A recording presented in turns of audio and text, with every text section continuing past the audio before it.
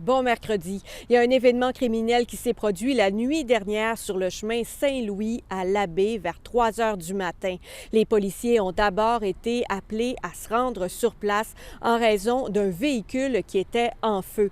Arrivés là-bas, ils ont constaté qu'une arme à feu avait été déchargée sur une résidence. Il y a des enfants qui se trouvaient à l'intérieur, mais la personne ciblée n'y était pas. Heureusement, personne n'a été blessé dans cette affaire.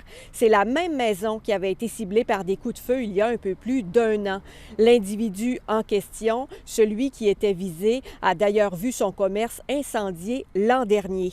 Les agents ont trouvé le ou les tireurs, les ont pourchassés jusqu'à Baie-Saint-Paul, mais ils ont finalement réussi à prendre la fuite. Le groupe d'intervention en violence urbaine a été dépêché à la baie et un périmètre de sécurité a été érigé. La succursale de la Caisse Desjardins, située à Saint-Bruno, fermée depuis juillet, ne rouvrira pas à cet endroit.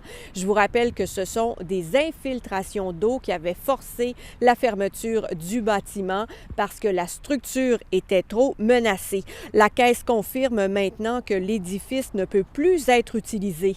La situation amène maintenant l'institution à amorcer une réflexion sur tous ces points de service situés aux alentours, dont Métabetchouan et Héberville.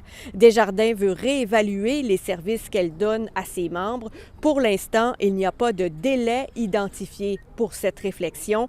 On confirme cependant qu'un nouveau guichet automatique sera installé prochainement à Saint-Bruno.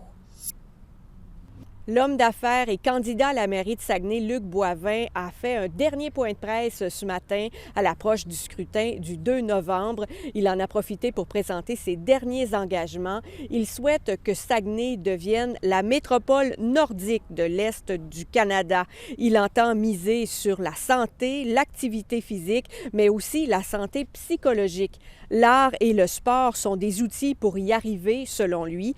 Demain, c'est au tour d'André Laforêt, une autre candidate à la mairie de Saguenay, de convoquer les médias pour une dernière fois avant l'élection. Bonne journée.